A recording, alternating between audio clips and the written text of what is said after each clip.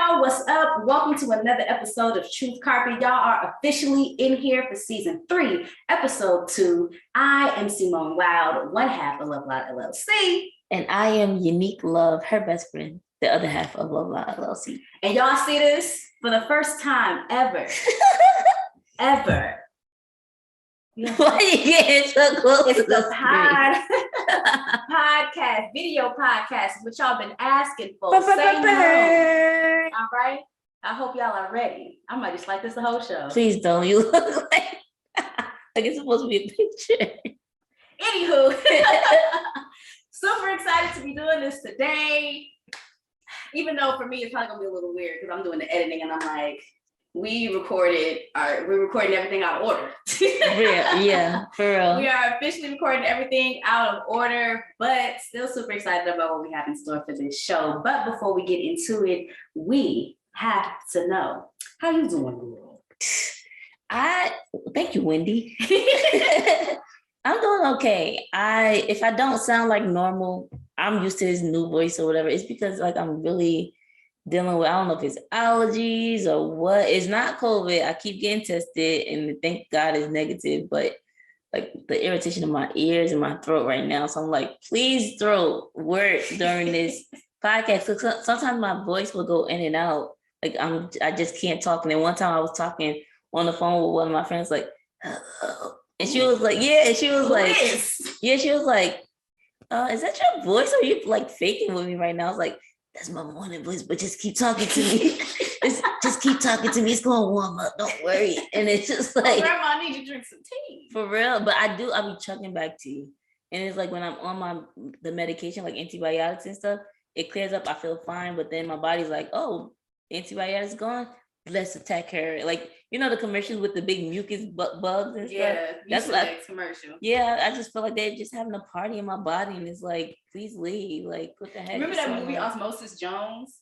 That sounds familiar. When it had the where it had the Please mute your phones, right. Everybody. Your phones on mute and vibrate. Matter of fact, put it on silent. Do not disturb. Do not disturb. Anywho, Osmosis Jones. It was this movie about this guy that was sick. I can't remember full details, but it showed the animated part in his body, like I can't remember exactly what it was. I think Chris Rock played the germ or whatever in antibiotic. I don't remember. But that was the movie, Osmosis Jones. Look it up. It's actually. It sounds familiar. I'm sure I watched it in the 90s or something. But it was like what everybody with the antibiotics and germs and stuff was doing inside the body. Working and stuff in my body right now. But other than that, I'm doing okay. It's just like a lot of different things going on in my life right now. But just keeping afloat, keeping a positive attitude, keeping my head down and minding my own business and drinking my water. Yes, minding your business and drinking your agua. Water. Yes. How are you? I'm actually really good. You fresh off the plane. Fresh off. I had a great past week. She went to Guatemala. I did not go to Guatemala. I actually went to the West Coast to see my family. I haven't been there, so I'm West Coast out today. Got my Warriors up here, got my ice cube down here. What up? But yes, I felt good to go home because I haven't seen my family since I moved into June, beginning of July, and I couldn't go for Christmas because it was entirely too expensive. So way expensive. The flights. I finally got to go home, see my family. Shout out to my family, my sisters, my nephew, my mom, both my fathers. It was really nice to just go home and get that battery put back in my back. It's just something different when you like been home, away from home for a while, and when you go back to your family, you just feel, rejuvenated. Yeah. It's not something that you get to see every day. You miss those moments when you feel like sometimes you feel like, I wish I took more advantage of the moments that I did have together with my, Mm-hmm. So it was really, really, really nice to go home, see my family. So I ended up going I was down in Arizona and I was in Oakland. But one thing for sure, I can say the trip wasn't long enough. And I think I feel like that because I literally had to split my time between Arizona and Oakland. So it was like, all right, flew into Phoenix overnight from JFK. All right, one day, second day, half a day, back on another plane in Oakland. Literally 2.5 days It was each, literally. And I did an overnight flight back just so I can get my body acclimated to being 3 hours ahead again. Yeah. When I was over there, like my body was like, it's 4:15 in the morning. I could be awake right now, but part of me still wants to sleep because it's really dark outside. Like, what am I gonna do at 4:15 in the morning when I'm technically on vacation? Right.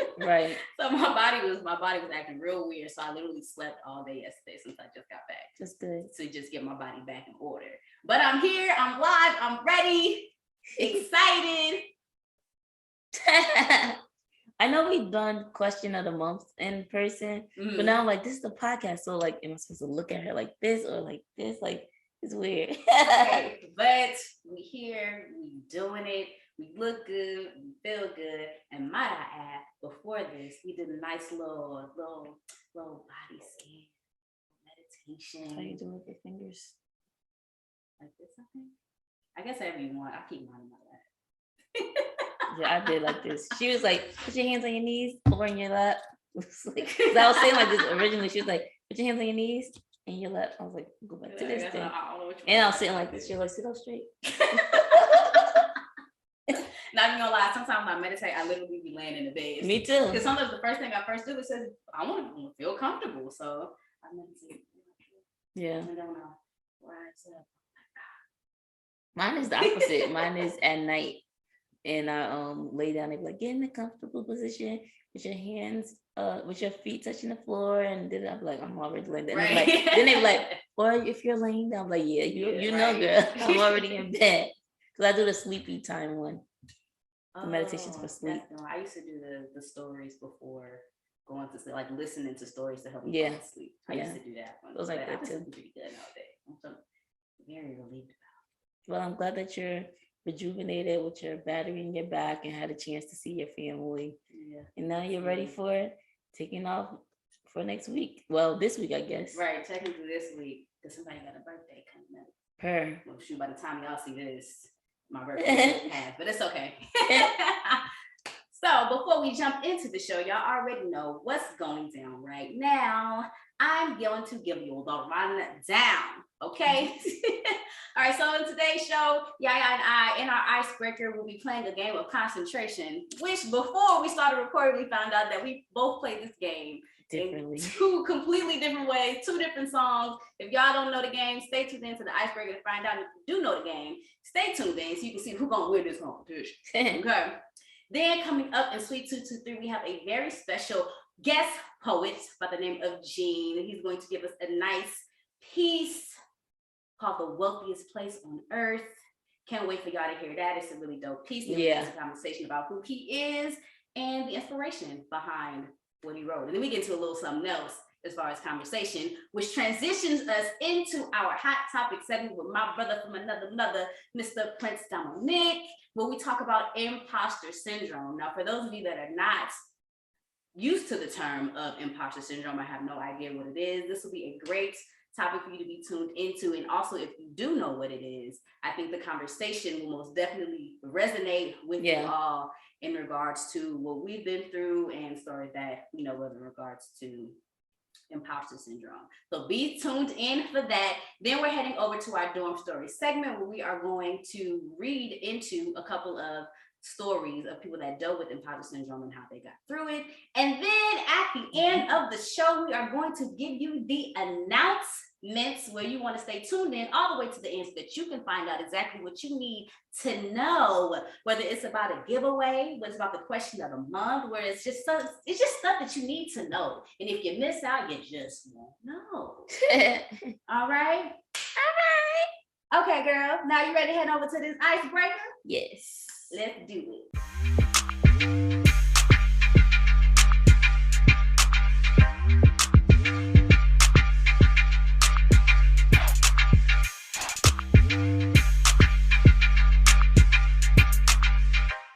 Hey guys, welcome back to our icebreaker, or welcome to our icebreaker segment.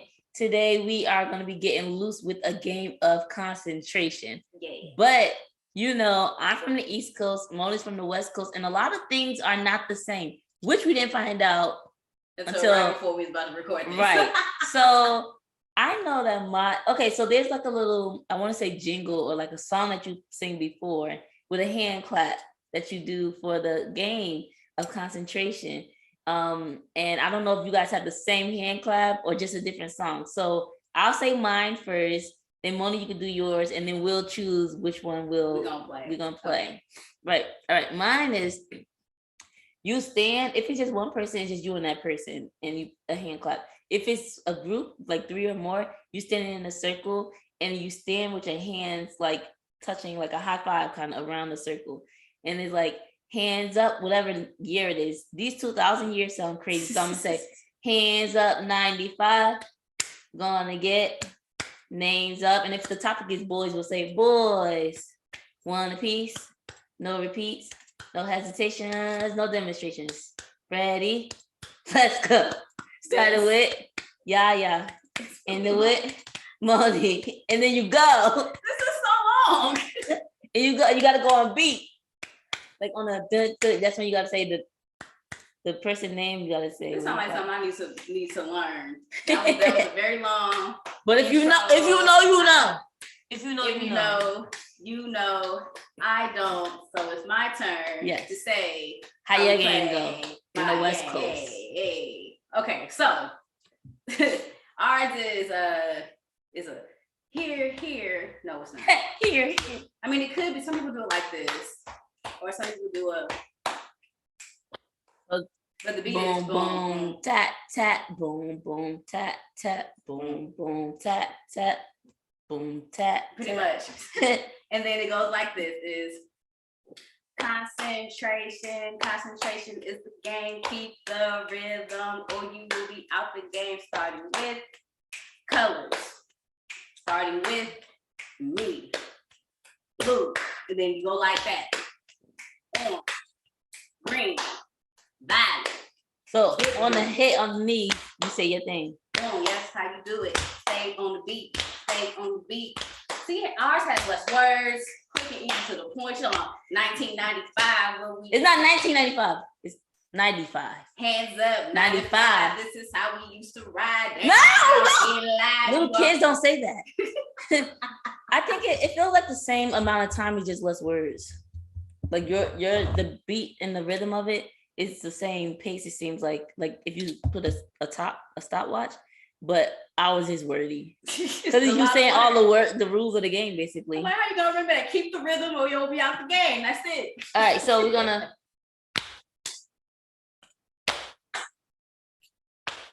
I say it, and whatever you say, I'll just go. All right.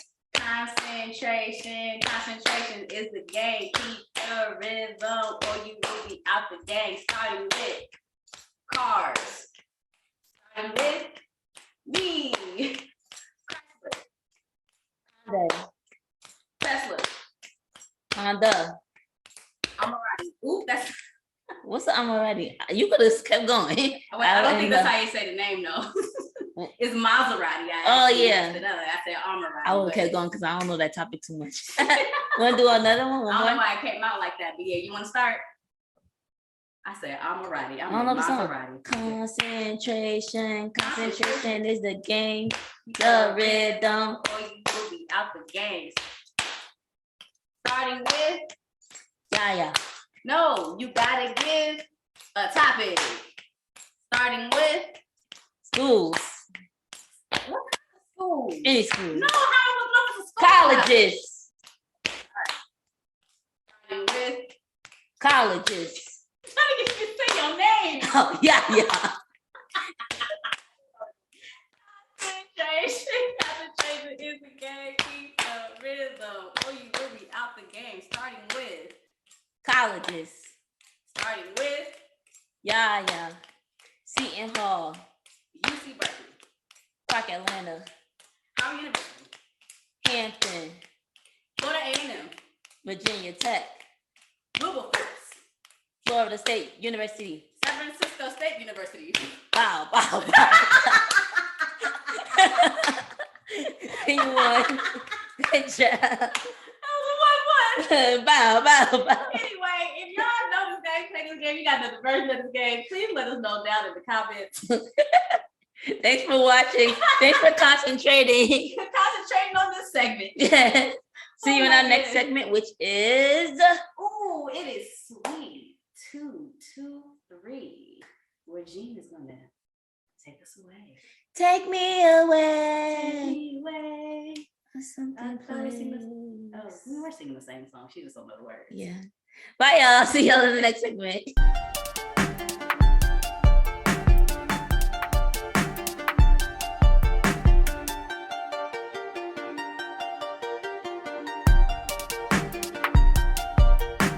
Hey guys, welcome to our Sweet 223 segment of our podcast, Truth Carpet. We are obviously joined with a special guest, as you can see on the screen. This is our friend. His name is Jean. He goes by Mr. Changing Lives because he does everything. He does poetry, spoken word, engagements, talk to the youth, all those great things, guys. So I am honored. I am so excited to have Jean here. He actually, as of recent, was the first person to host an event that kind of got me out of my shell to recite poetry. So it's a pleasure. It's an honor to have I remember that on here with us. Yes, Jean, how are you doing? Are you breaking through like your hoodie says? Right. I mean, I'm trying to break through. You understand what I'm saying? It's a daily thing, but we are going to break through regardless. Right. I love it. Don't break down, break through. Words to live by. Amen. Amen. I love that hoodie, guys. For y'all that's watching and y'all that's listening, you can get that hoodie from Jean. That's one of his, creations himself. I can't wait to get the orange one. I told you that I wanted the orange one. It's waiting for you. Get yours at MrChangingLives.com. I'm gonna cop me one too. Period. So, Jean, tell us about yourself. Did I get it on a nail of what you do, who you are? Yeah, I ain't got nothing to say. Next topic. You done said everything. You said everything I like, but you got most of it. But my name is Jean Clervil. I am a poet, entrepreneur, dreamer, storyteller. A lot of things, but I think creative is the one that it all falls under. So I've been writing since like high school ish. I was writing since high school. Didn't take it seriously till like my senior year. There was a creative writing class, and in high school, I went to all boys school. I went to Seton Hall Prep. So February was a very popular month because what's today, the 15th? Yesterday? Yeah, February is a very popular month. The month of the lovers and that special day. People will come around my locker and be like, yo, Gene, there's this girl, if you could write me something for da da da da. I ain't know shit back then. I'd have charged them $5 a poem, but I ain't okay. I was just doing it. But knowing what I know now, I would have did that. But and I would just like write for people. That's how poetry started. And I wrote my senior year was around the time the Virginia Tech shooting happened. So I knew people that committed to Virginia Tech and people that were there when the shooting happened. So I just wrote a piece about that, trying to inspire the people. And then my school like ran with it, like sent it to the news, sent it to the university, the president, this, that, and the third. I'm like, bro, I just shared this with my person. Y'all sitting here running with it. But that showed me that, maybe I have something special a little bit, and then I just been writing ever since. Wow, beautiful. You never know until somebody pushed you in a direction you didn't know you was headed into. You're like, I guess this is something that I'm supposed to be doing. That's really dope. Someone just stumbled into this blessing here. Right. Stumbled into the blessing. Come on, somebody. And it's crazy. You don't think or know how talented you are until somebody else highlights it. Like, oh, this is just something that I do on a regular, but somebody else to come in and say, yo, that's dope, and to pass it along for other people to witness and ask you to help them get their boo with. That's really dope. I mean? For real. I'd have never thought. I know this is being recorded, but don't tell nobody. I've helped with a few vows too. Okay. That is nice. And they still together. Okay. Wow. I was just about to say, some people probably owe you for their relationships and marriages. Listen, I'm not one to take credit for nothing. I'm just a humble servant. I love it. Doing what he came to do, okay? Listen, yes. I try.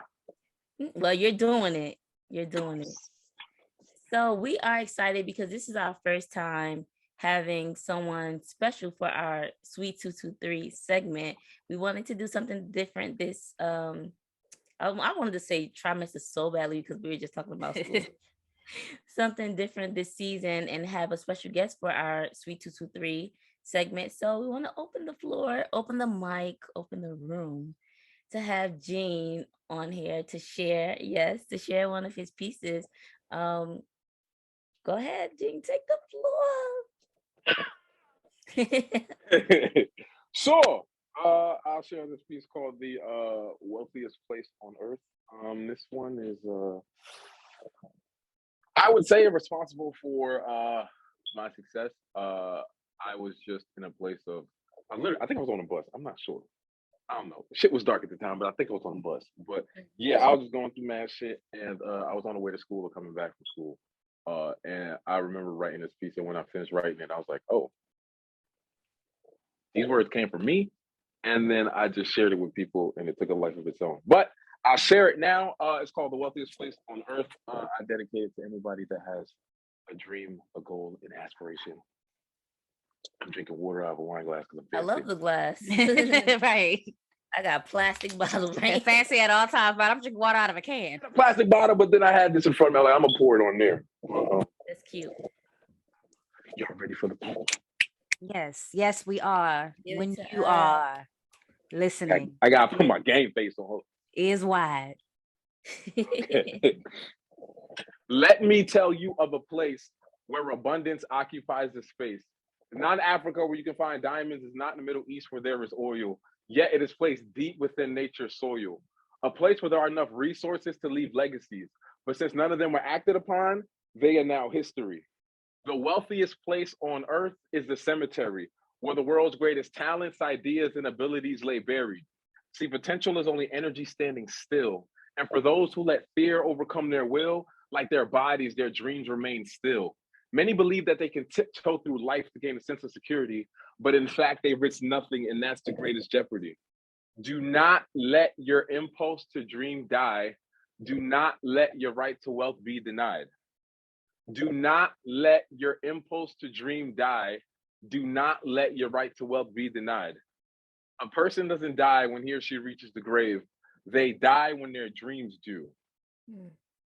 A person doesn't die when he or she reaches the grave. They die when their dreams do. So let your dreams live and your fears die, and continue on your pursuit. Period. Yes. I love it. I love it too. Oh my god. See, straight from the title, I wouldn't automatically think like the wealthiest place on earth would have been in this context, being the cemetery. It's like, what is the wealthiest place on earth, and what does that actually mean? And I must say, like, my favorite line from the piece is to not let your impulse to dream die.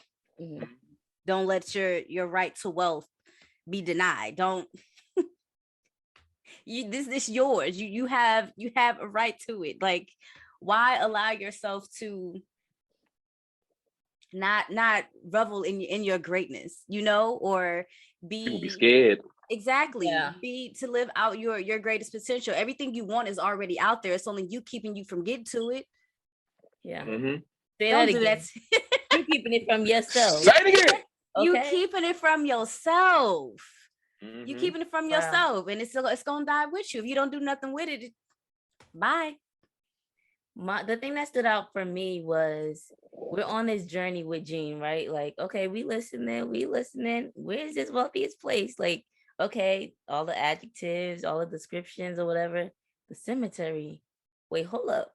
Let me listen a little bit more. And it's true. It's crazy. Like, when we die, whether it's figuratively or, we go into a burial site, so do the dreams, so do our creativity, so do like everything that we have to offer the world. And we're the only ones who get to decide if these things are going to come from our brain or come from our heart and be actually something that lives to go on, like a living legacy or anything.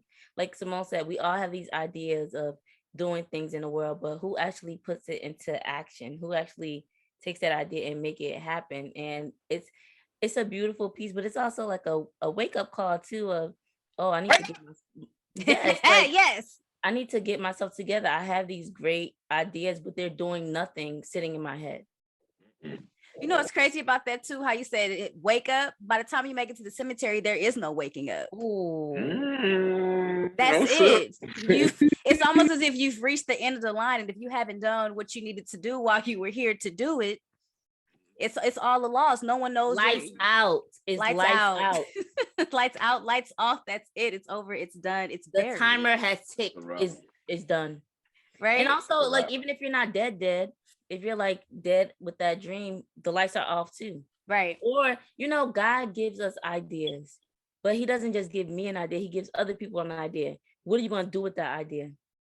So before, like, I had a chance, like, you done wasted 5 years of this. I'm going to give that dream or that idea to somebody else. It's somewhere in the good book that says God basically is going to take your talents and the gifts that he gave you or she gave you if you don't use them. And that's what this puts me in the mind of too. Dang, we doing all the talking, money. We didn't even let the artists tell us. Right, we were so into it. We just listen.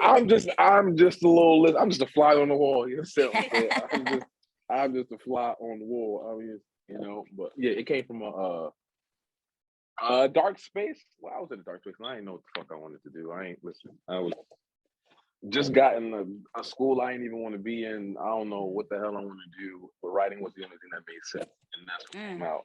And I had no idea. I had no intentions on sharing it. It was for self. And then I think I put that shit on like a Facebook. Like Facebook got a thing called Notes. You gotta like really right back in the day. Yeah, it's still there, but you gotta like find the shit. Right. Yeah, but Notes used to be a thing. It used to be like MySpace's little bulletin board. So you just write notes and I tag everybody and their mama. So that's how I started sharing poetry. People kept like commenting and saying, yeah, share, write a book. I'm like, shit, I haven't even bought a book for class. What makes you think I'm gonna sit down and write a book? Write my own book. Y'all got me fucked up. I ain't about to write nothing. But there's only so many signs you're gonna be given until you're like, you know what, maybe I'm gonna do it. So it only took me 2.5 years after all of that for me to be like, you know what, let me write a book. So my junior year, I decided, why not let me write a book while I was in school, not knowing what the hell I was doing. Hey, sometimes that's just the way you start. You start not knowing how to do nothing at all. Because hey, like it says in the piece, but for those who let fear overcome their will, like their bodies, their dreams remained still. Okay? If you don't do nothing with it, it ain't going nowhere. Like and you ain't going nowhere. Nowhere. If you don't take the risk, if you don't take the jump, if you don't take the leap, you got to do it with fear. You got to do it with fear, or you can't do it scared. That's what the quote is, right? Do it scared. Let's do it, Nike. Everything I started, I had no idea what I was doing, but I just started. Even speak all the things she edified me with, I had no idea what I was doing when I started. Don't ask me. I don't write. I just wrote. I'd speak. I don't know how to do that. Traveling, all that other engagements. I have no idea. Publishing, marketing. But I'm gonna just put one foot in front of the other and see what happens. And that's literally what I've been doing, like till now. So yeah. And look where you are. You still here. You made it. All right. You're not breaking down. You breaking through. I'm breaking through. I had a few breakdowns, but we breaking through. Yeah. We are breaking through. But yeah, I think writing is a good thing. So once you break through, it's like nice to look back and see all the bricks that was once a wall. Yeah. Like, dang, I made it through. It does. But sometimes that takes a while because that shit is painful. Look back and be like, but we all gotta remember, where we how far we've come. I won't say what we've been through because that's too cliche for me. But like, if you really audit like the shit you've been through and like what you've like overcome, then you'd be like, it gives you some sort of relief with the shit you're going through like now, because you got to remind yourself you was going through some shit last weekend. You're not even thinking about that because a solution, you came up with a solution, the solution presented itself, whatever the case may be, but you were in one pickle and you got out of it. So once you remind yourself, well, you got out of them other pickles, you're gonna find a way to get out of this one. So that's what helps me when I feel like, breaking down and like going through something. Because initially I'd be like, yo, I just write about it, but I ain't gonna sit here and be like, yeah, I feel like writing all the time, because I don't. Writing has to come to me. I can't force it. If I try to force it, ain't shit. Yes. Relatable. We talk about this all the time.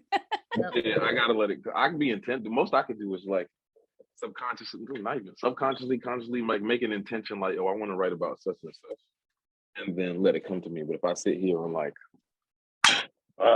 ain't shit coming out. And if something does come out, it ain't what was supposed to come out.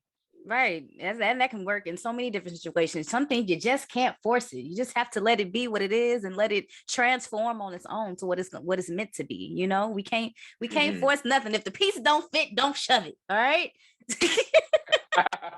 What she said. Yeah. Wow. I like that. I love that piece. And I also like how you said, you know, none of these things were planned that you're doing. You did it scared. You just put one foot in front of the other. And I just want people to get that message from you, because just following you on social media and seeing the lives that you touch, the responses from the people that's in the audience, it's amazing. Even like at your open mic events, I know that you were nervous. I know that some of the poets literally get on the mic and say, I'm nervous, but and I love that people say that they're doing it afraid, because prior to, I'm just like, oh my God, this person has so much confidence. This is their thing. And I would just feel shunned out because of my own fears and my own judgment of myself. Like, we close ourselves up to things. We stay behind closed doors without, just like, you could just tap with your finger and it'll open if it's for you.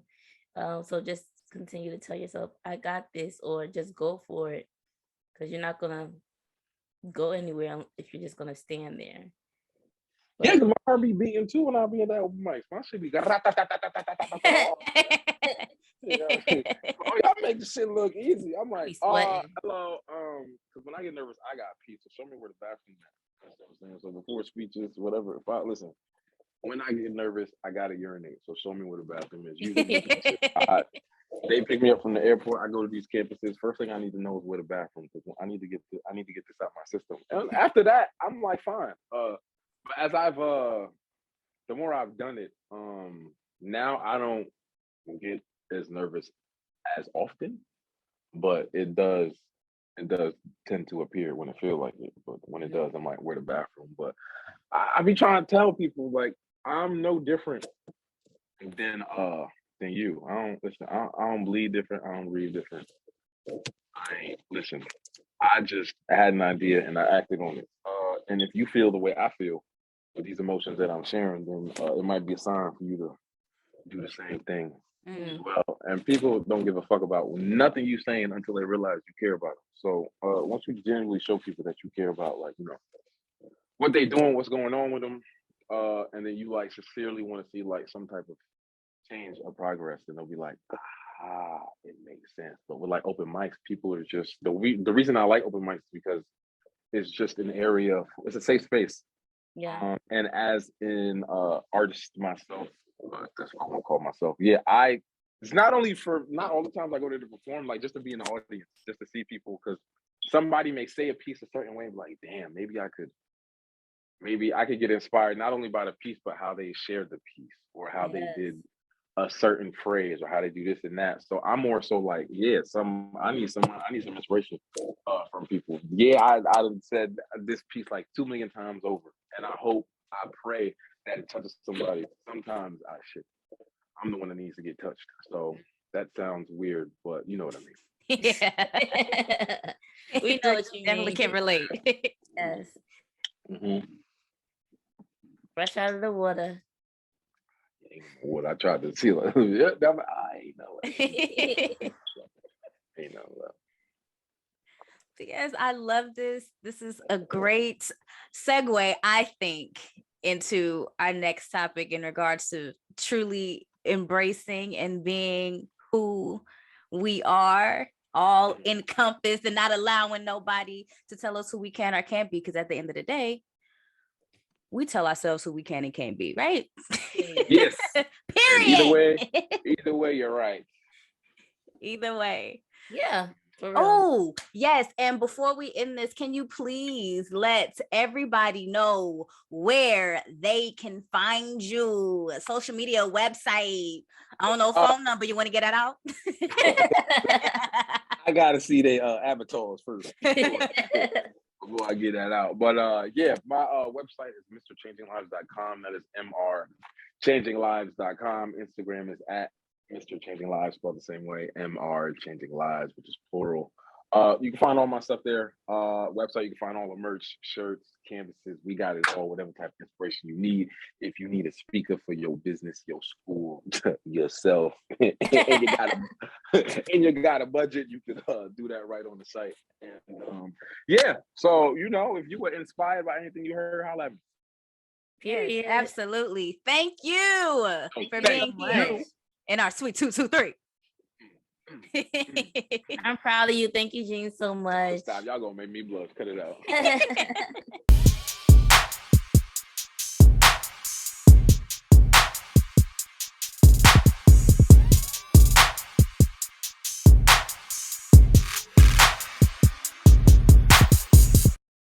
What up, everybody? Welcome to the CAF, our hot topic segment. Super excited because we have another special guest on the show.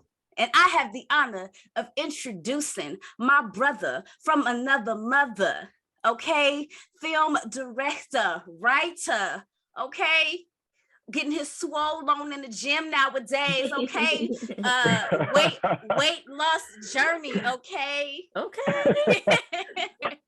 Somebody I am very proud to call my friend. Welcome to the Hot Topic segment, Mr.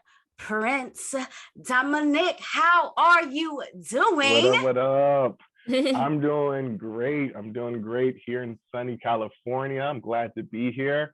I'm excited about this podcast. Yeah. Aw. Yes.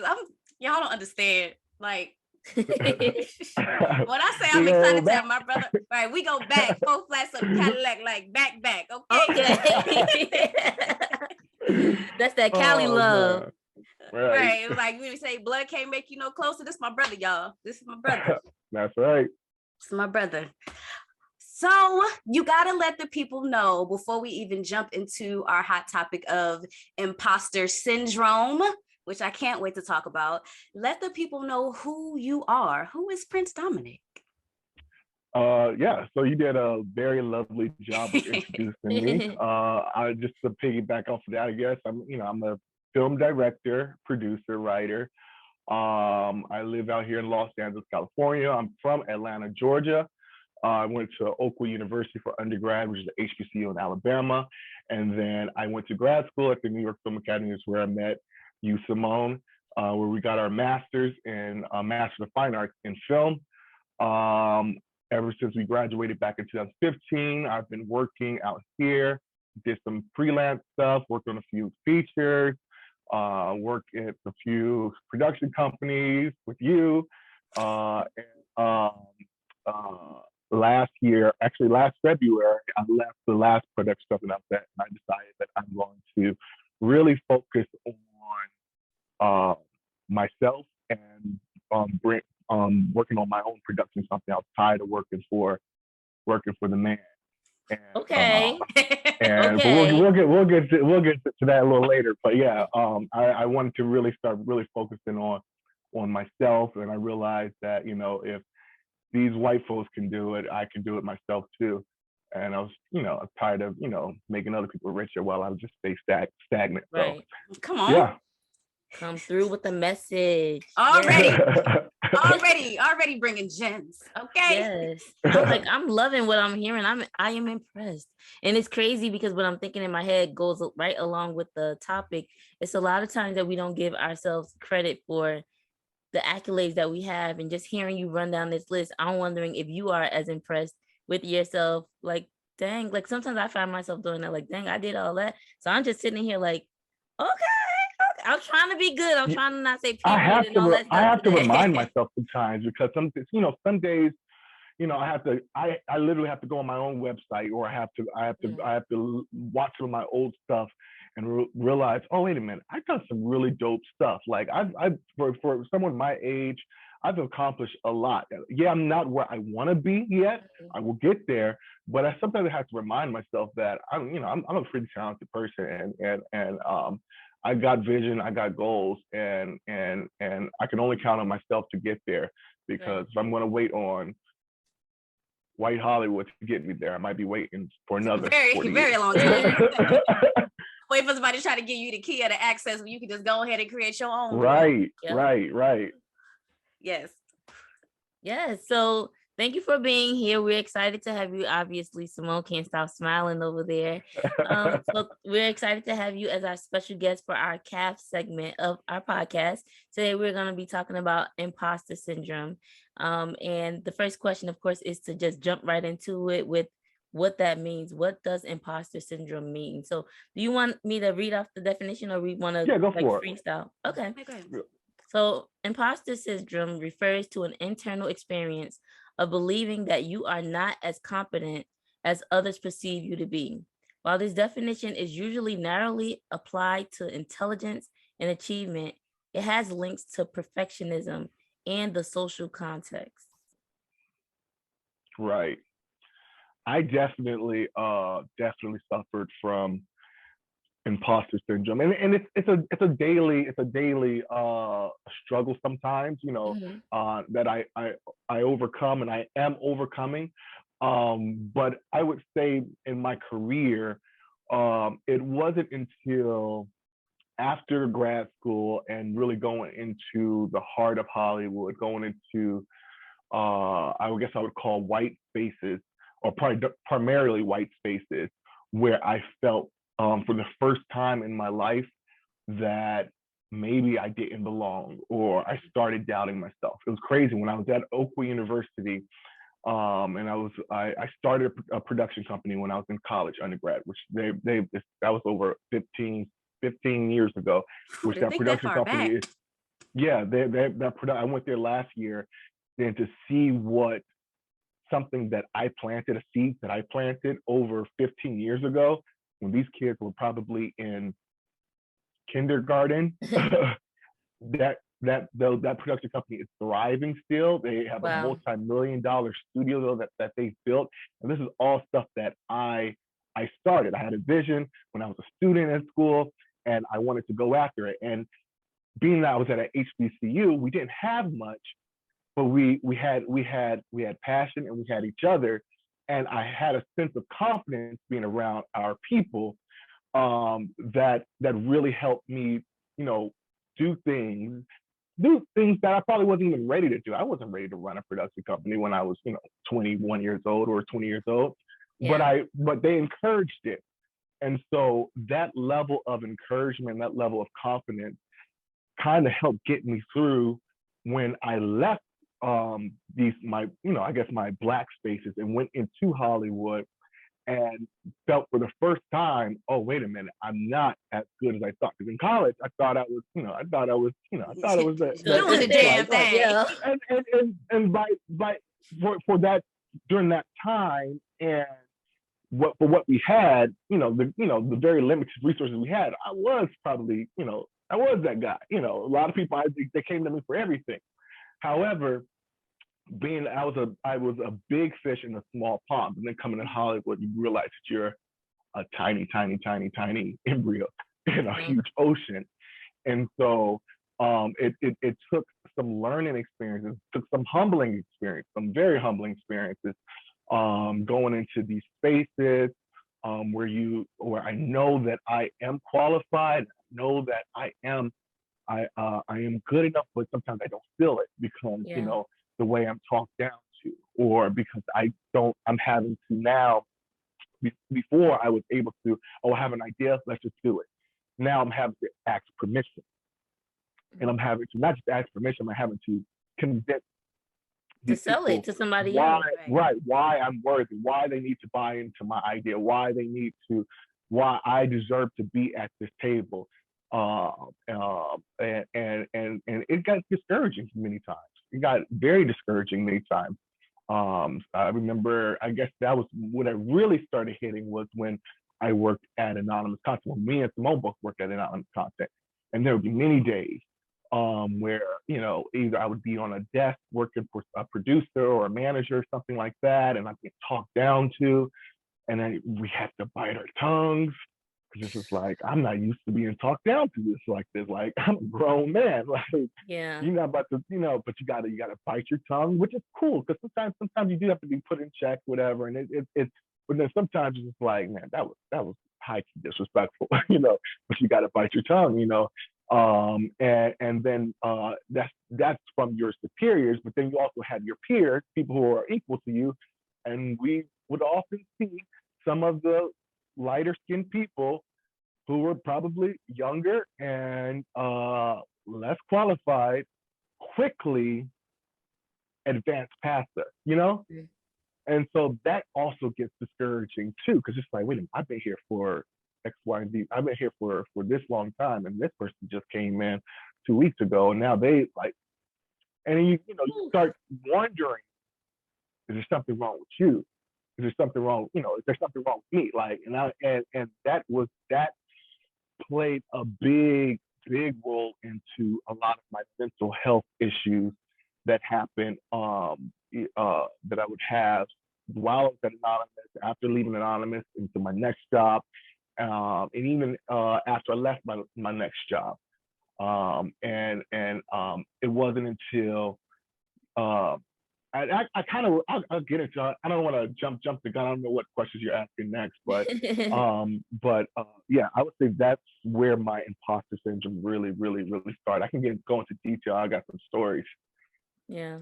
Yeah, just listening to you speak, it makes me think about how when you are young and you set this plan for yourself, like when you first go to undergrad, you go to college, I'm done with high school, like this is what I want to do with my life, I want to do this. But then as you continue to grow and mature, as you go through your adult life, you kind of figure out like, okay, well, maybe that's not the route I'm supposed to be taking. And then you get knocked down, you got to get back up again. It makes you think like, okay, am I headed in the right direction? Is this really what I'm supposed to be doing? Should I still continue pursuing this path that I set for myself? Why does it seem like it's so hard or so difficult for me to maintain what I can see is for me, but it seems like it's just so hard for me to get there? Am I choosing the wrong thing?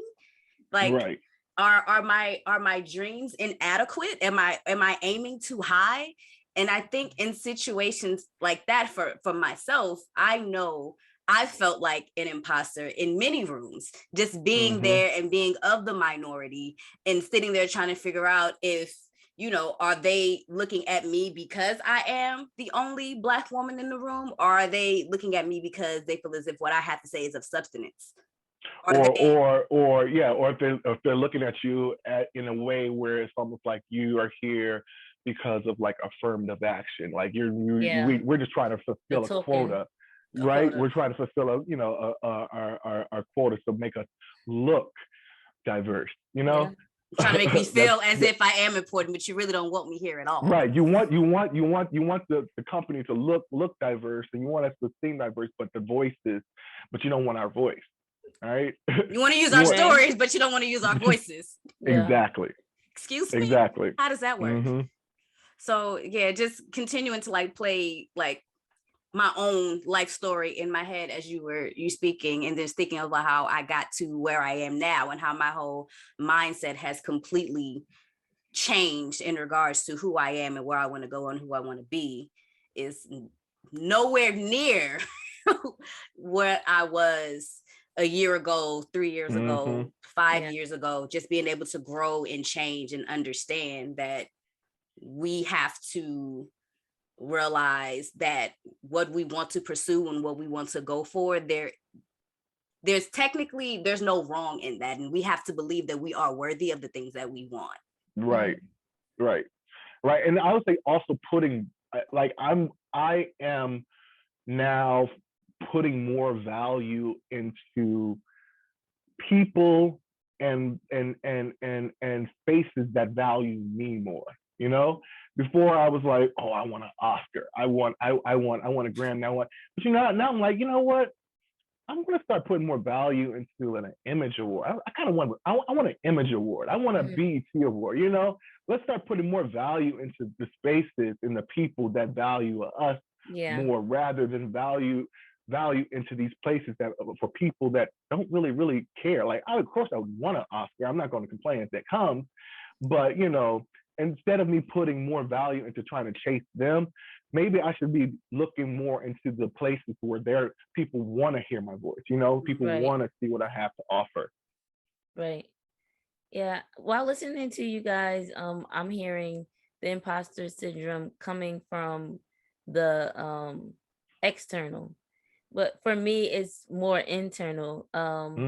Just thinking about like my journey in life, just like a kid who knew, okay, my long-term goal, I want to be somebody's therapist. I just know I have to study psychology. I know I want to, after I get my BA, I'm gonna be sitting on the couch and having my legal pad and not like having a step-by-step, like what's supposed to happen in life. And then when I was ready to graduate or trying to get a job after graduating, that's when I learned, oh girl, baby girl, that ain't it. You could be an intern, but you got to go to grad school, and then you got to get this license, and then you got this certification, and like, whoa, buddy, like I just thought I had to do this one thing to get there. So with learning that, that's I think when the imposter syndrome hit me, as far as not believing in myself or not, thinking, like wondering sometimes, like, was I supposed to be in special education and they just like being nice to me? Or did I skate through college? Like, did I really earn the grades that I was supposed to get?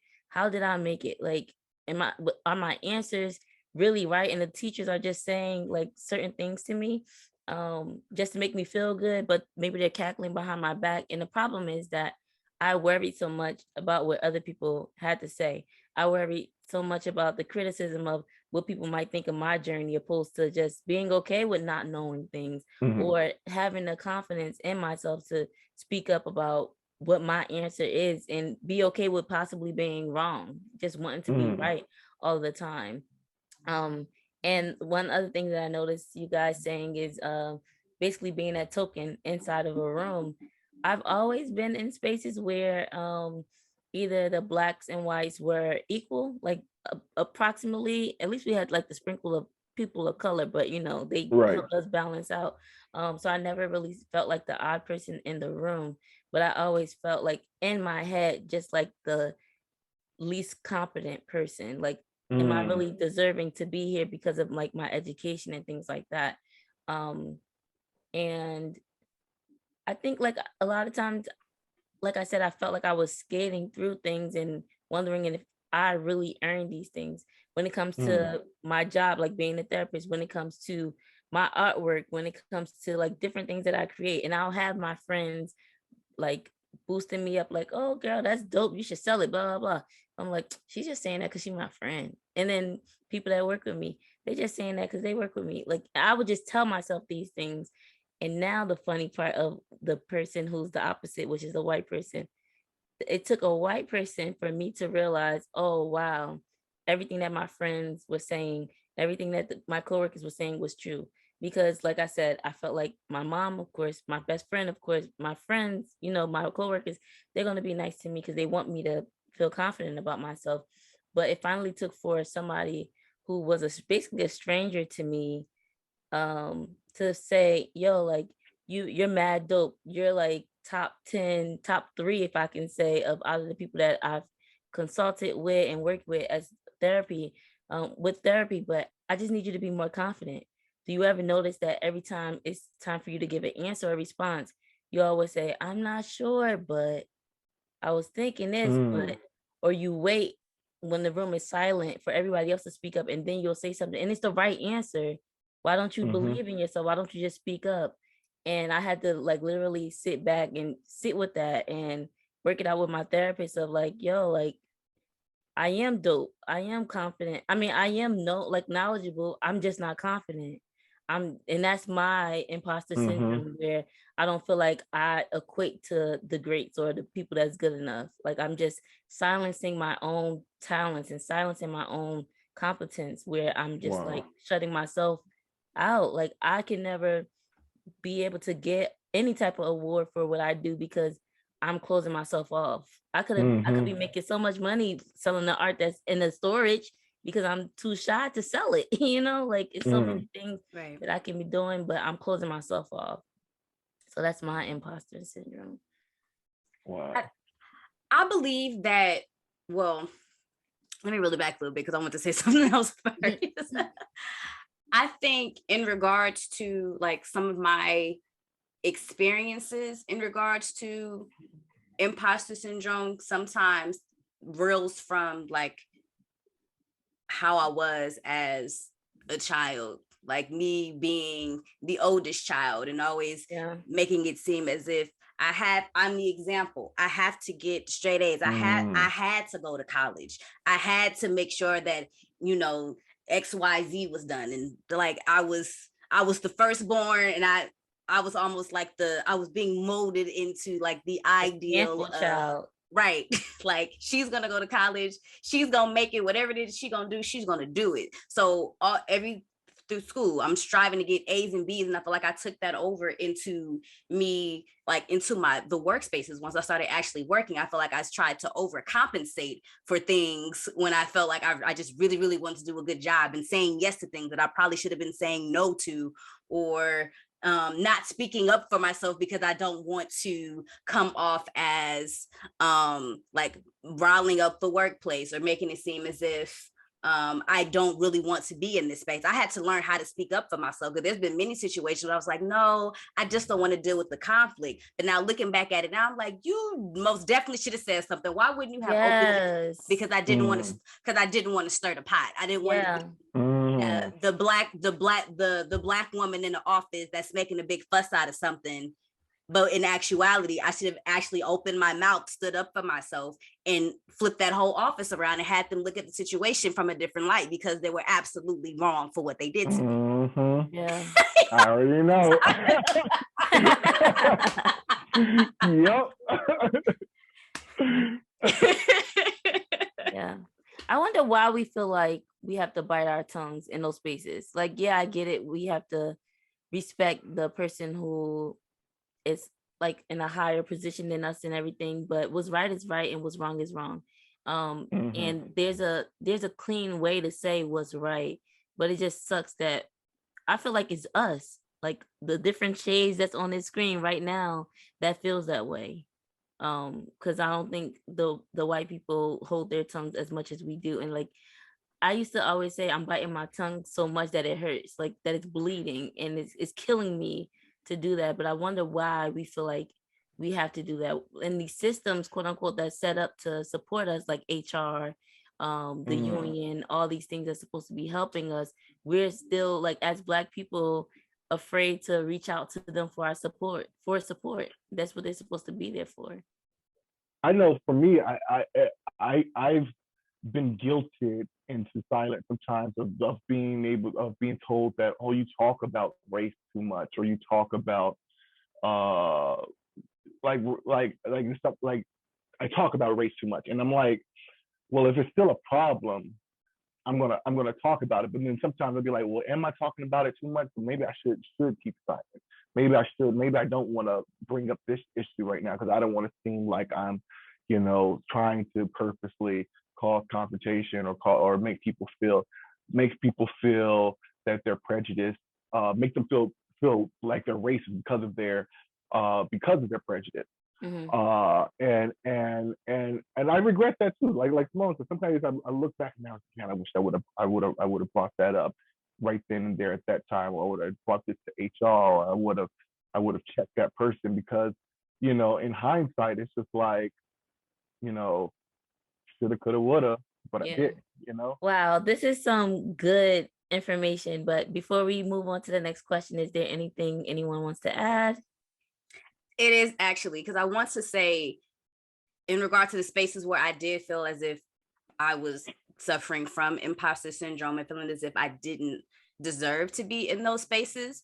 When I think about my journey, there are small pieces within my journey in those spaces that reminded me, no, you are meant to be here. Like, it's kind of like weighing like the pros and the cons, even though it seemed like my imposter syndrome heightened me feeling like I wasn't meant to be there. But there are moments where I had people that were willing to help me out and give me the information I needed to help me get to the next step, asking me what is it that I needed in order for me to truly embrace the talent that I did have, trying to set me up with different people and putting me in other spaces and other rooms at these that they know would care about me and care about my story and the things that I wanted to do, or letting me know that they did appreciate the work that I did do, or letting me know that, you know, I do have a talent that the world needs to see and I need to embrace that and allow other people to see it. Don't hold on to it. So I think even though in those spaces, we have to be able to pull out, you know, still hold on to those moments where it was a bit of light,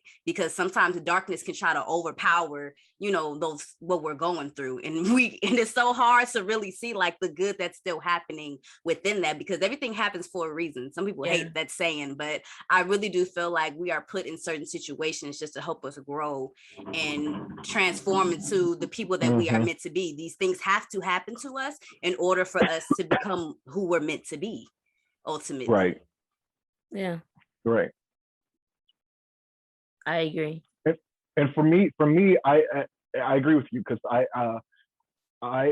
often, especially with the last job that I was at, Mainstay,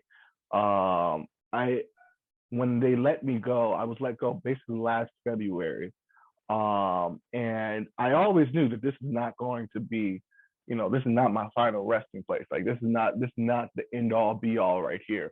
And when they let me go, you know, I gave myself literally 24 hours to grieve, and then I literally jumped right into it. Like, all right, what's next? What am I going to do? Because this is actually going to be a blessing for me, to really finally be able to go after what I need to go after, what I really want to do. I was supposed to be there, but I was supposed to be there for a time, for a specific time, for a specific time, and for a specific lesson to be learned. And I got what I needed to get out of that. And now it's time for me to move on. It's almost like a mother pushing the bird out the nest so they can finally fly. And that's the way I looked at my experience last year when I left the last job that I worked at. I was like, no, this is not a bad thing. This is actually a blessing. Which is a year later, I could say that was one of the biggest blessings of my career so far, was being let go for my last job, so I could finally be my own boss and do what I want to do. Because the lessons that I learned at Mainstay, the lessons that I learned at Anonymous and at CBS and at all the other places that I worked, they helping me now in my career and what I'm doing now, and being able to you know, have a schedule and stick to it, and being able to really focus on what I want to do and how I do it, and then also how to navigate the industry too. Because if I didn't have these experiences, then I wouldn't know how to navigate the industry. Right. And so I'm thankful for thoses experiences as well, the good and the bad. Yeah. I like the analogy of the mother pushing the bird out of the nest, but also adding to it, because I like to imagine things when people are talking. When you were saying getting certain things from each place that you worked at, I was picturing the bird nitpicking, like eating off of things in order to, you know, be able to have the nutrients that it needs to be able to fly and go about his day and go about his business. So I don't like when people feel like they have to feel stuck in a certain place. Right. We don't owe these corporations, like you said, we don't owe the white man or I always think like it's a big fat man sitting on top eating like all this stuff while we're on the bottom all skinny, suffering, like struggling. You know, that's the way I think. So we're the ones that's feeding that fat person on top. So we need to get what we can get from them and move on and make our own businesses for ourselves. Like us Black and brown people, we can do that. We have to. And what I love what Tyler Perry said. Tyler Perry said when he gave the analogy about not sitting, not constantly begging to be sit at someone else's table. It's like, I'm not going to beg to sit at your table. I'm going to create my own table. Build your own table. And that's where I was. It's like, why am I stressing out day in, day out, being underpaid, being talked down to, being disrespected, to try to sit at a table with you? Trying to prove that I'm worthy when I already know that I'm the one bringing the food and the juice and the wine, everything to the table. I'm cooking the food. I'm preparing the food, and then I'm trying to convince them. That sounds a lot like Exactly. Hey, We thinking the same thing. I don't want to hey. say it. I don't want to say it. We thinking the same But y'all thing. already know what I'm talking Right, about. But, bringing it in, setting it up, Jeez. right. and watching them eat what you prepared. Hello? Oh my God. Getting the scrap at the end of, after they're finished, right, Simone? No, I'm so serious. I literally did a project once, and the person that I was working with literally was like, told the manager, I finished this. And I'm sitting there like, so we didn't work on this together? This wasn't a group project? Child. That was a solo effort? I quit.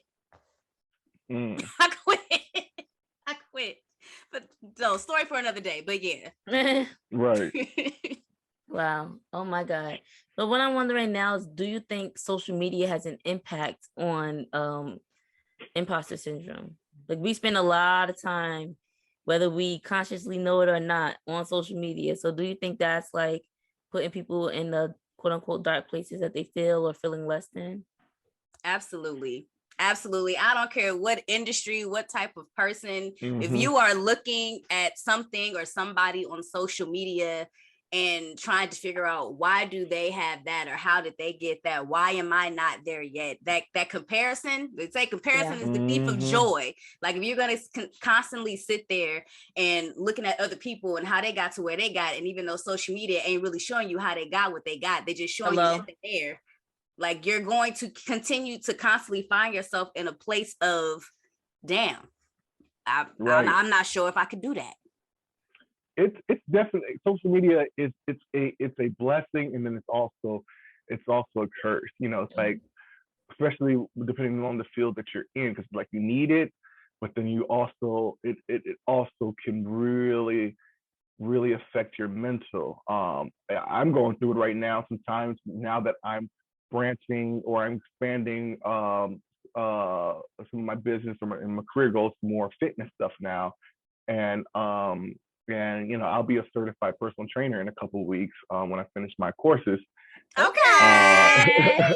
Yeah, but yeah, just, you know, you're always having to compare yourself. You know, and for me, it's like right now I'm good, because I know where I was a year ago, and I know what I've been able to accomplish in such a short bit of time. And I'm like, you know, I'm gonna get there. And so right now I'm at the phase where, okay, I'm using it as motivation, looking at certain, you know, other influencers and fitness people. I'm like, okay, that's where I want to get. That's where I want to get. But it and I can only imagine, because for like people, because when we were teenagers, we didn't really have social media like that, like not to the level of what we have right now. Yeah. And so, you know, we're seeing, like, you know, the suicide rate increase for like teenagers because of the social pressure of social media.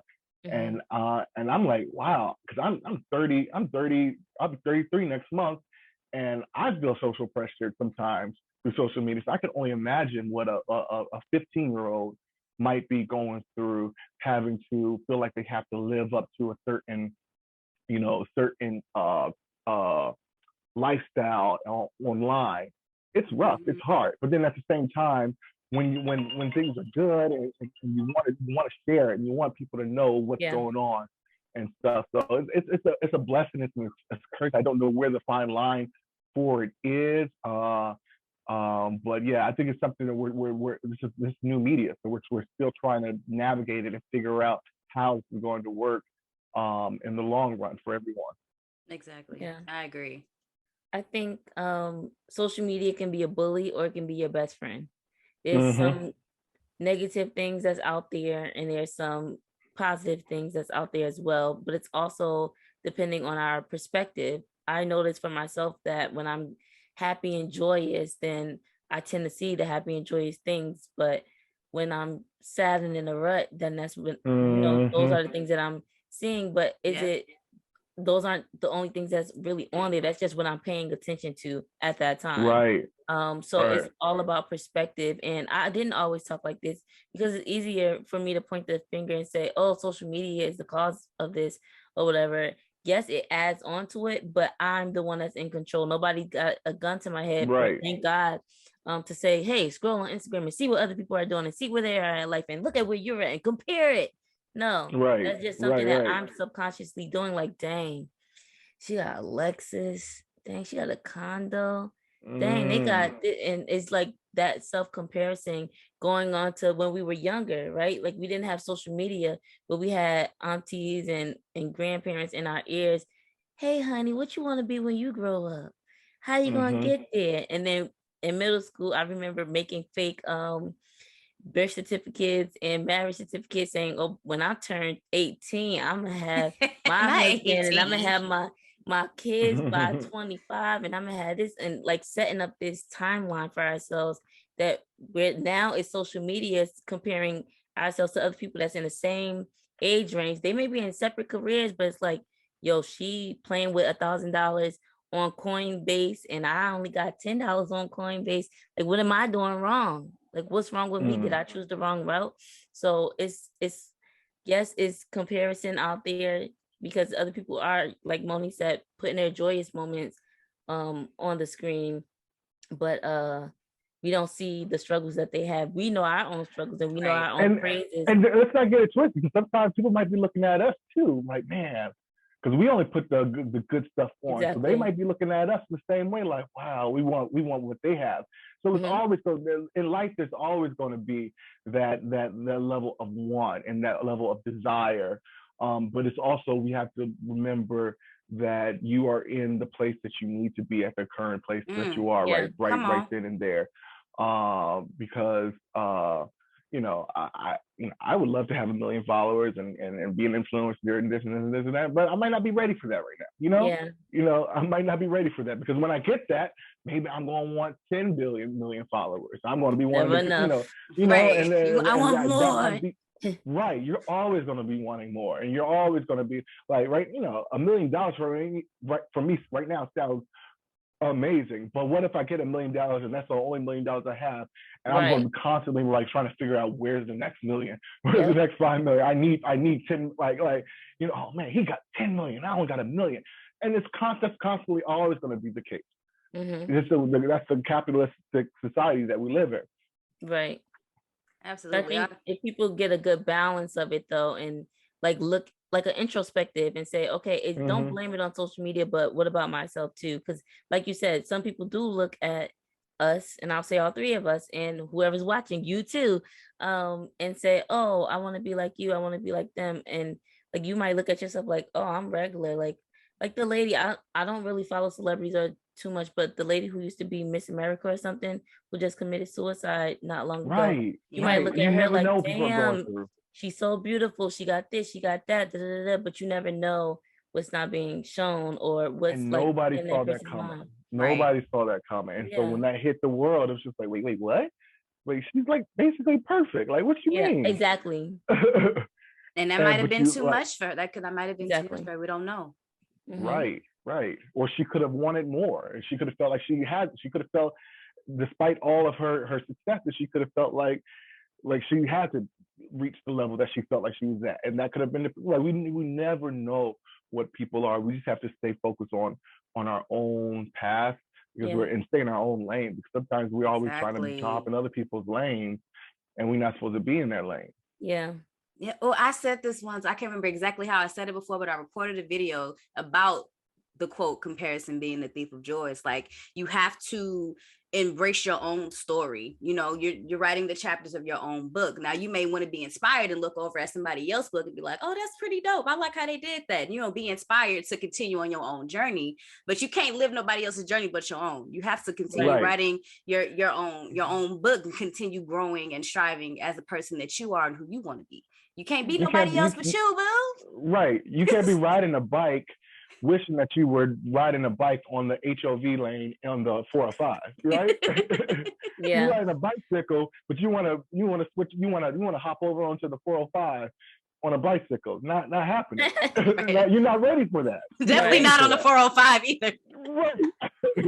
Nobody gonna let a bike merge. What? Right. You're trying to merge on the 405 on a tricycle.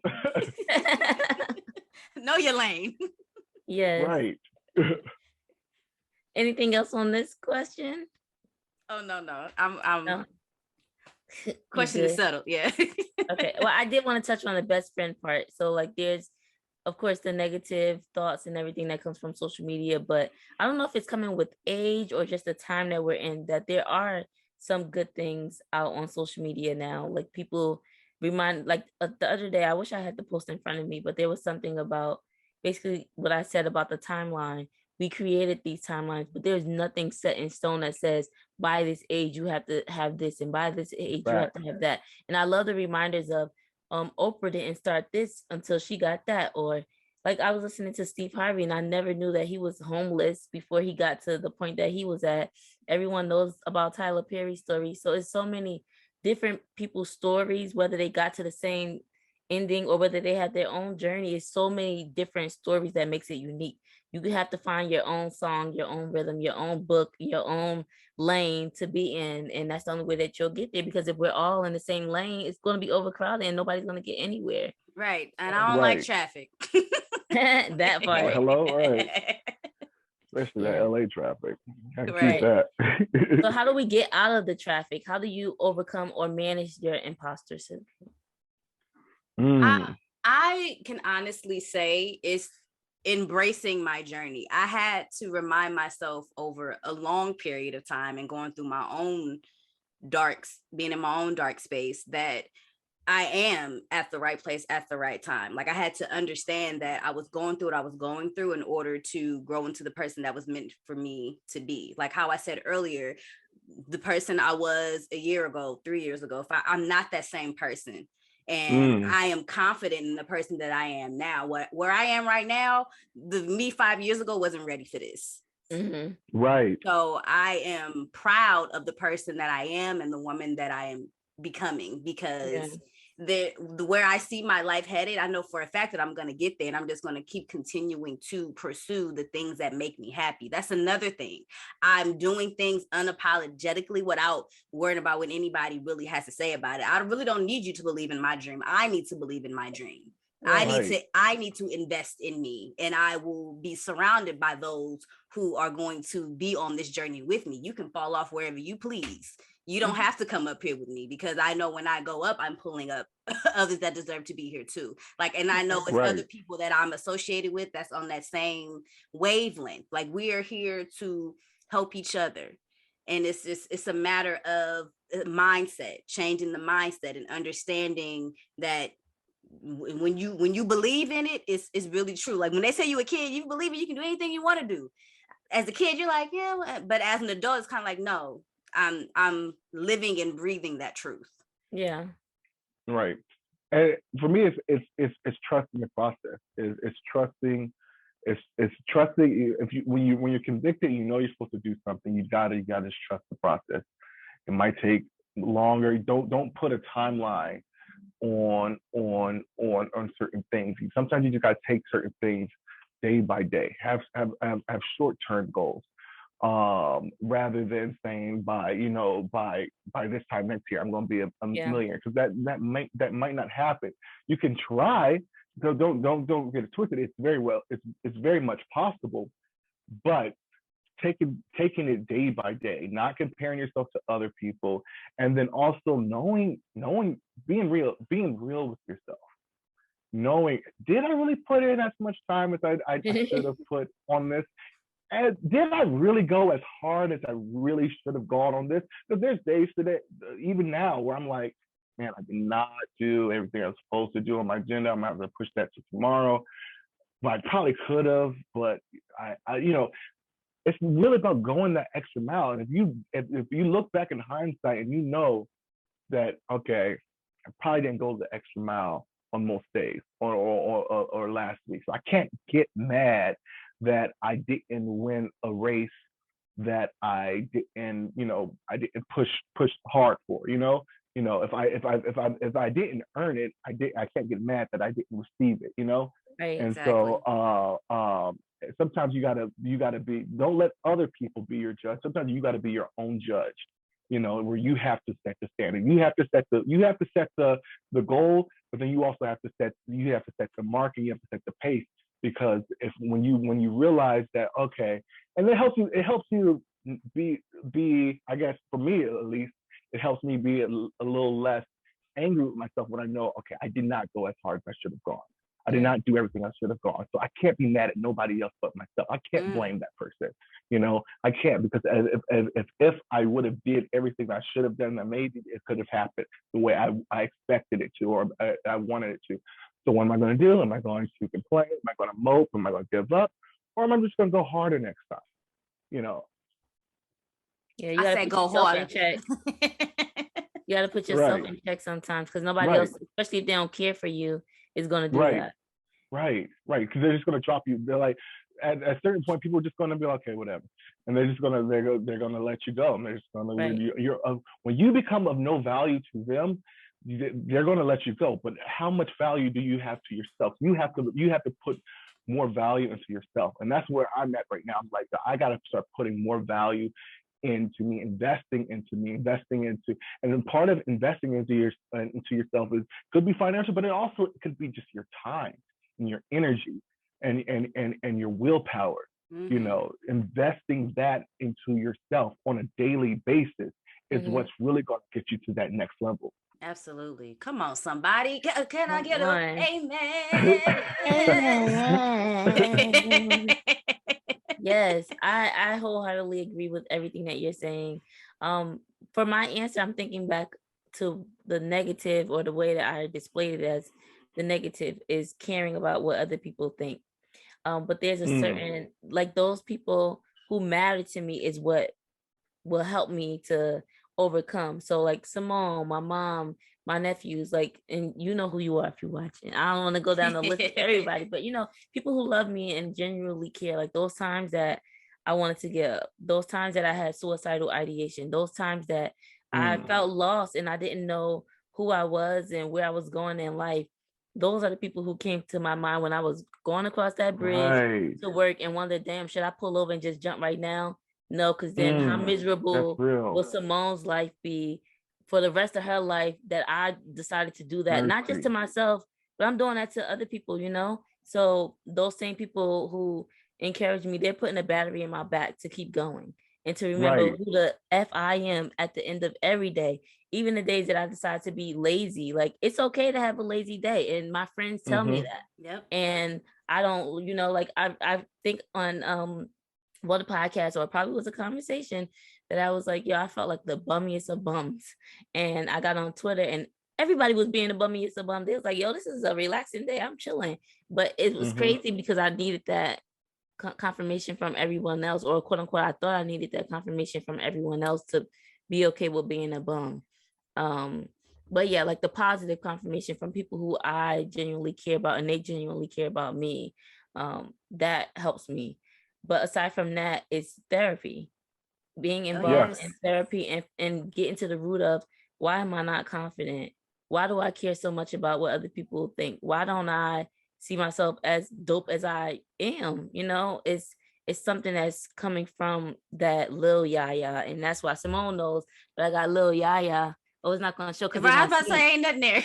It's on sleep right now because I'm supposed to be focused, but I have like myself as the background of my phone because I want to remind myself of, like, you're doing this for her. You're focused to, do this for her. You're not doing it for anybody else. And that's what matters at the end of the day. So therapy and the energizer bunnies in my life.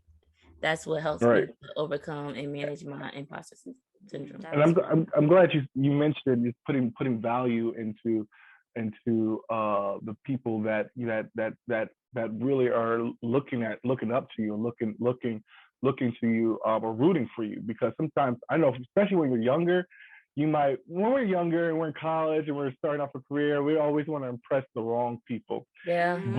But we have family and we have people, and we sometimes we put and I know for me, I can't speak for you guys, but I know for me, there's been years where I would put these people who really don't care before, like, my family. Like, I wouldn't go home on certain holidays, because I would rather, do Friendsgiving with these people. Like, and or just certain things, just where I would put other people above the people who actually truly value me.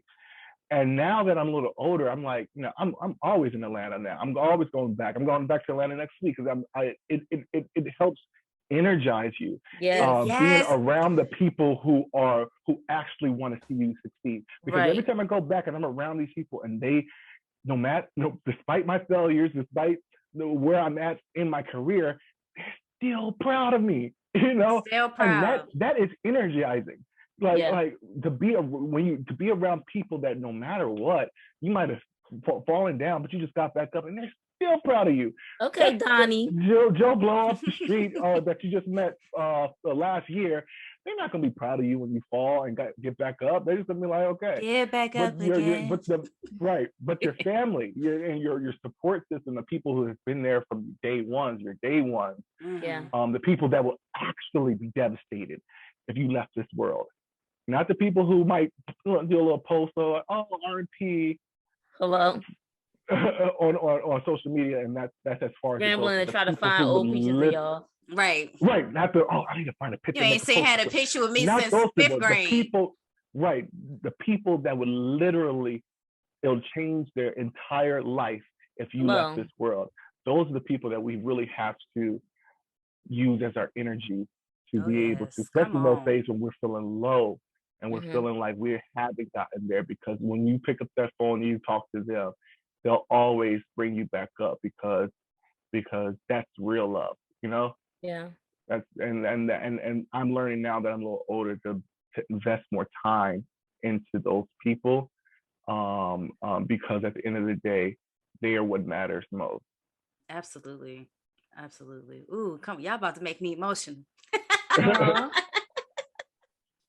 Yeah, I love when people talk about energy because it's real. Like I used to be like, oh, this voodoo and this crazy stuff, but it's real. The energy that you feel when you're around loved ones. You can be in a room silent, but just to be home for you, that's like going back to your loved ones in Atlanta. But it can also be like, I'm sure if you have a FaceTime call or check in with them, you feel at home. You feel in a place where you're protected, where you're secure, where you're loved. It just does something to you as a being. So yeah, that's my answer. I'm with you. Love it. This was such a great conversation. I'm so excited. I was nervous. Right? I wasn't sure how this was gonna go. I want to say one more thing. I want to say with the people, your day ones, the people that truly love you, you'll never be an imposter with them, no matter what. Hello? Never. Ever. Come on, ended it on that. What's up? Never. You would never feel like that. You're on my level. What? Period. and that's another thing that goes with vibes. It's just the people that you're around. You just know. You'll never feel like an imposter. Never. And that's who you need to have in your life. So before we go, you have to let the people know where they can find you. I know you got social media, website, whatever, you must be personal training and stuff. You gotta let the people know. So yeah, my website is princedomonick.com. Domonick is spelled DOMONICK.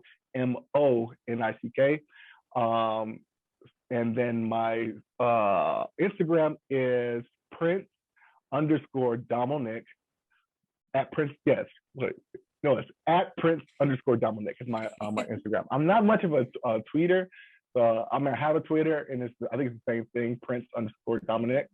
But yeah, that's where you find me. Yes, thank you so much for joining us. Thank you. This was great. I loved it. Thanks for having me. Yes, I was so excited about this, and we finally made it happen. Here we go, yo. So what's the scenario? In today's dorm story segment, we'll be reading an article from medium.com with interviews about imposter syndrome. They asked a series of questions to people that have suffered from imposter syndrome and asked them what it felt like to have it, and also giving tips on how they were able to deal with it. So I'm not going to read all of them. Aww. There are quite a few, but I'm going to choose 3 answers from each section and see if it relates to what we were talking about in our last segment with Mr. Prince Domonick. Yes. All right, so the first one is, the question is, what does imposter syndrome feel like? How has it affected you or the actions that you took? I never negotiated salary because I was scared I wouldn't get it. I thought that I should prove myself before asking for more money. I think this relates back to what I was talking about in the Hot Topic segment about the job that I had, and I never asked for what I deserve. I didn't speak up for myself. And part of that was in regards to me wanting more money. I didn't stand my ground in regards to what I should have had. Yeah. And I kind of settled for something else, and I shouldn't have done that. Right. But I can definitely relate to just not feeling it. Am I worth this much? Do I really work hard enough to receive the amount of pay that I'm asking for? Right. Knowing like if you're worthy for something, but also it's weird to know how much a certain job title is worth, because I feel like a lot of us, we don't talk about how much people, like it's like a taboo to say how much your salary is to someone else or give them the true starting range. It's like, I don't know why people don't talk about it. So I think that helps it. And that's like, you know, feeling like, okay, just like you said, have I been working up to this dollar amount, or do I need to prove it first? No, why do you have to prove it first and put the work in? You know your worth and stand on it. So yeah, but we've all been there. Right. It's relatable. Well, I'm not shopping. Then the next meeting, you never actually say nothing. Mm-hmm. Okay. I have a tendency to say yes to everything, regardless of whether the work is feasible, timeline-wise, and workload-wise. It's led to some 13-hour days at work because I've bitten off more than I could chew. Ugh. 13-hour days. Being a yes man.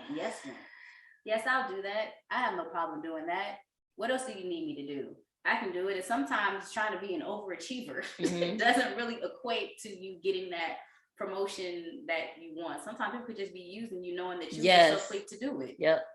Oh, I know this person's going to say yes without even needing to give them more money. So why even hire John, Jack, and Jill to do it when I know that Monie going to do it anyway? Right. Plus, on top of that, you're probably doing something that you ain't supposed to be doing. You're probably not getting paid for it. You're just trying to show you're very eager to, want to get to the next step or whatever you believe that might be, right, in regards to what you need to do, and end up doing stuff that you don't need to do, that you're not getting paid for. Sometimes people ask you to do something just to see if you'll say yes. And then you say yes, and they keep asking you. It's like, dang, well, I said yes the first time.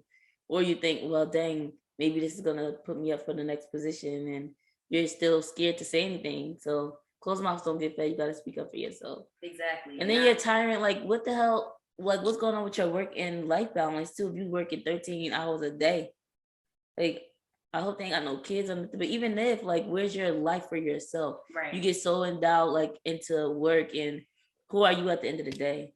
Where's your social life? Yeah, like overworked, sleepy. That's not for me. I don't want that type of lifestyle, because I've definitely been in a position where I was saying yes to certain things because I was at a point where I was like, I got to do something. So like just trying to like get my name out there to do certain things, saying yes, I'll help you out with that. Yes, I'll help you out with that. Oh, you need me for that? Yes, experience. I'll help you out with that. Right, getting experience. And now I got 3-4 projects that I realized I done said yes to, and I really don't have the time and effort to put into all of them. But I also don't want to say no because I can't do it no more, because I don't want to seem as if I'm not reliable. Right. So I've definitely been there. But at times you just have to be honest. If you know you don't have the time to do something, like I said, it's timeline wise. If you know you can't put in the time, let them know when you'll be able to do it. And if they need to find somebody else, let you know.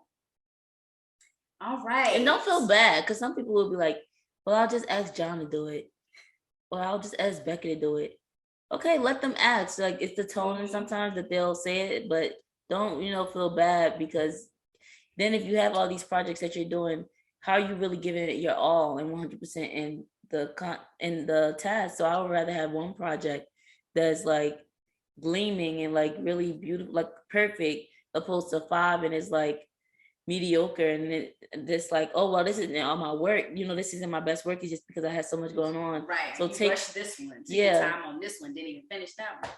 So just think about your name that you're setting for yourself and being true to yourself. And if you have to write everything down and know, okay, it takes me this amount of minutes to type this and this amount of minutes to do all this or whatever, and really figure out. And even if you tell Jill at that moment, hey, I would love to, but I need to think about it first. Don't be afraid to do that either. Exactly. All of this is honestly easier said than done, but because I know we've all been there before where we've been that yes ma'am person in the situation, but it's also a learning experience. And last one for this section. I question my knowledge of subjects well within my expertise to the point of deferring to the opinions of others who don't have my level of expertise. I often turn out to be right, but I question myself so much in that moment that I never assert that I know what I'm talking about. Those few times that I'm wrong serve as proof that I really don't know anything. Dang. That's a for me, I get it to the point where it's just kind of like you want to say something sometimes, but then I don't want to seem as if like, am I saying too much? Like I've definitely been in a position where I knew someone was wrong. I corrected them.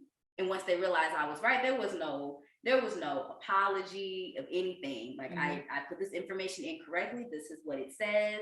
And they got an attitude with me because they thought that I did it wrong. When I spoke up for myself and I actually said, no, this is correct. And it's the right way to do it. When they found out that I was right, it was more so like,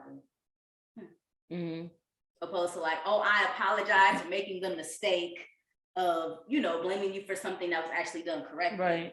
I did not take easy to that. I'm sure. Yeah. It is making me think of what we talked about earlier with Dominic Prince.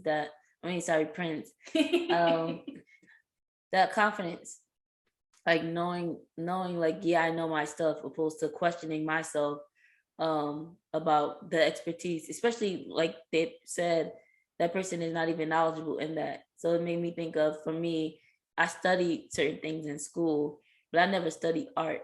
So I still have my canvases because it's just like, dang, I don't even know if Shakespeare went to school or Picasso went to school or anything like that. So it's like, I didn't study this. Can I really say I'm an artist? I didn't study poetry. Can I really say I'm an artist? I don't have a certificate or anything tangible to say that, opposed to just declaring it for myself and believing in it, or going to people and say, do you like this painting? Opposed to saying, no, I like this painting and I want to put it out there. So just like, again, what we spoke about earlier, the confidence and just, not needing anybody to justify you or put that stamp of approval. Approve yourself, assert yourself.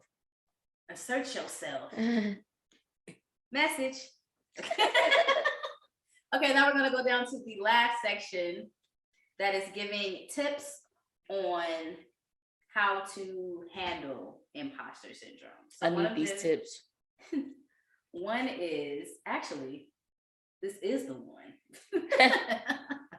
It says, I take a step back and ask or tell myself, is this an opportunity I want to act on? Yes, qualifications be damned. I am the only one who decides that I deserve a seat at the table. I qualified myself.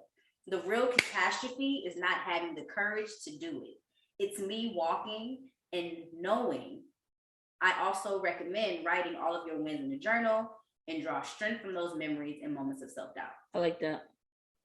Like that is the one, y'all. There is the one that says meditation, exercise, therapy, but I feel like with a combination of all those things plus this comment right here, qualifications be damned. Yeah. I am deserving of this position. I know that I can do it. Right. It's also, again, taking me back to the conversation we had when I said, dang, we can't even sit at the table when we're the ones that put the stuff on the table. Like, you have to show that, like, I made the collard greens, the yams, the turkey, the cranberry sauce, the drinks, all that stuff from scratch. And I can't even get not even a bone from the table. Get the leftovers. Yeah, so that part. And also it made me think of people in the beginning of the year have all these ideas and everything. So one thing that I saw was people having the jar, but I think it's called like a blessings jar. So anytime something good that week or even that day happens, you write what that thing is and then you put it in a jar. And it's good to come back quarterly, or even if you're just having a bad day, to go back and look at all the blessings that you had and remind yourself of those things, like, oh, I am that bitch, or oh, I am, worthy, or I did get a promotion, dang, I forgot about that, or right. Oh my God, I did have fun, I did travel, like those things, because sometimes when you're down, you're really down and you can't think of those things. But if you have that reminder jar, or like they said, reminder journal, whatever it is, I think the jar may be better for some people who aren't into writing or reading, because, or if you're not into reading, because I can write all I want, but a lot of times I'm not going to go back and read those long pages that I have. So if you want something like a short, quick reminder, the jar may be feasible. Right. I've definitely been thinking about doing a gratitude jar for myself, whether it's like something that I'm grateful for every day. So like at the end of the day, to just sit and think about something that I'm grateful for, whether it's something I'm grateful for in the past or something I'm grateful for that day. It's just that reminder for that day, so that I can just go back whenever I need, you know, a boost for myself, to just go back and remind myself of the things that I'm grateful for and how I made it to where I am and the things that I have to look forward to, opposed to like in those moments when you are down and out and you don't know how to get yourself out of that, like just having something that you can, sometimes it's tangible, that you can hold on to look back on, like I did that. Whether it's a college degree, a painting, a book, you know, a date, any of that, just ways to remind yourself that you need to be proud of you. Yeah, so she's gonna have 365 cards, guys, inside her jar. I'm gonna start on my birthday.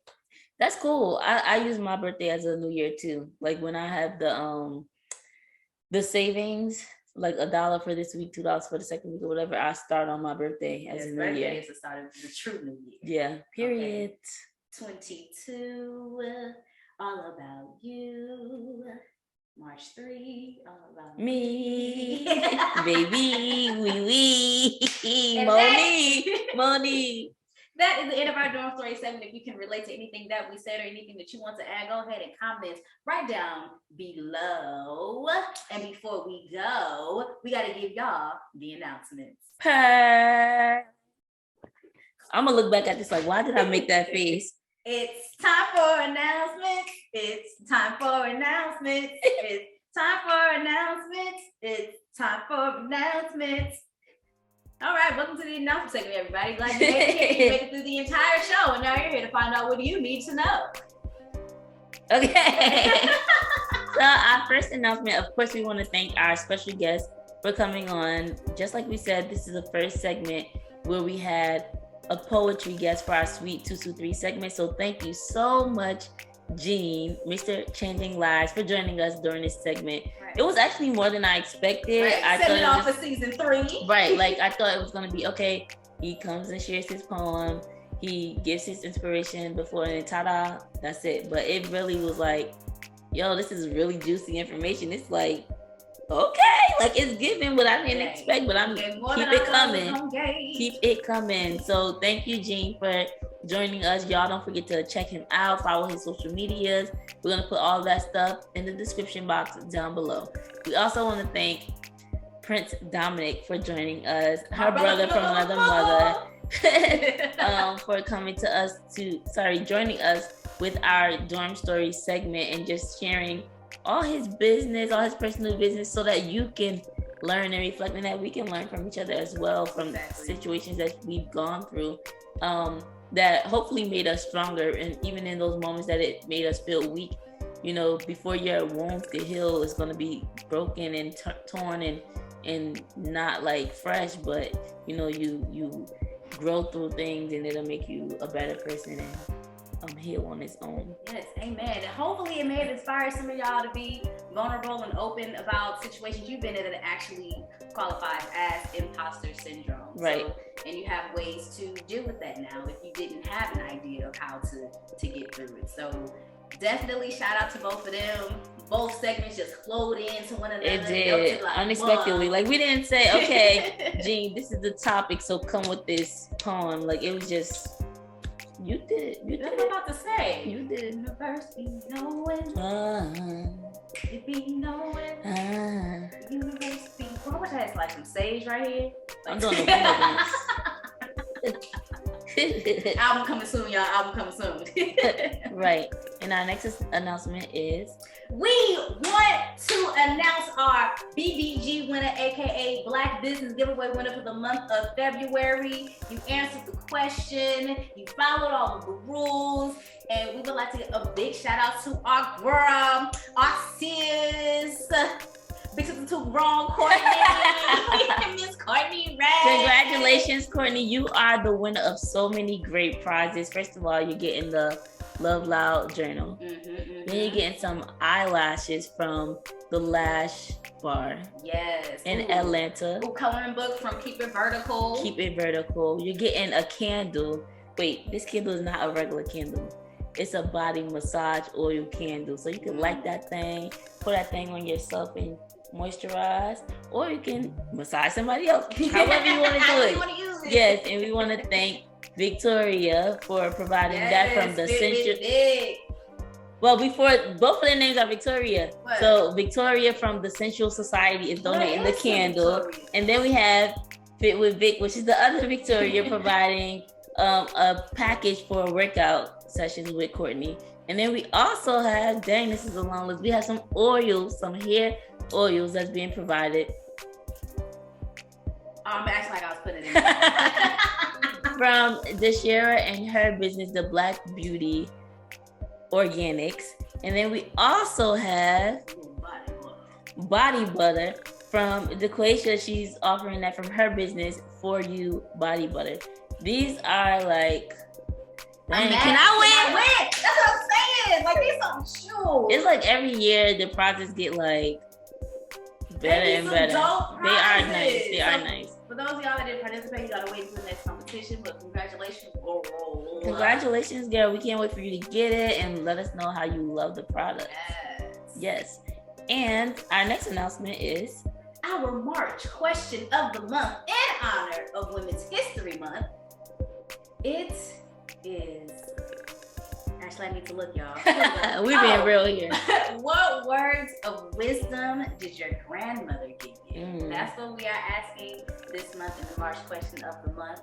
Prize TBD, but make sure you answer. You can answer down below. Yeah. You can answer on our question of the month video when it's posted on YouTube. Yeah. And you can also answer on our Instagram page. Yeah. Oh, you can answer on our Facebook page. Yeah. Oh, and you can answer on our Twitter page. Wherever you see the post, when you see the question, wherever you see it, answer below, and that automatically inserts you into our giveaway. Right? Oh, yeah, what she said. Yes. And I think that wraps it up for our announcements, right? Well, one last thing. If y'all would like to, y'all can tell me happy birthday. Yeah! Mommy is turning 55, y'all. Can y'all believe it? Like, she look good. She looks good. You see her? Black don't crack, baby. I'm actually pushing me up so high. I didn't even know she was gonna go to the 50s. But anywho, yes, 32. By the time y'all see that rhyme. Anywho, 32. Anywho, 32 in the year 2022. Here's the question that everybody hates. How does it feel to be a day older? I'm sure it feels the same. It will feel, I guess, great. I made it to another year, starting my new year. Technically, my birthday is on the 3rd, y'all. By the time that y'all hearing this, I will actually be, she'll be 55 and still alive. I hope I am still alive at 55. But yes, as of March 4th, your girl is 32. My birthday down there. I'm still accepting gifts and things, money and swings all month long. And chicken wings. Yes, chicken wings. Thanks for the plug, chicken wings. I like lemon pepper. Yeah, that's what I was gonna say. Yes. Lemon pepper wings and the beans come.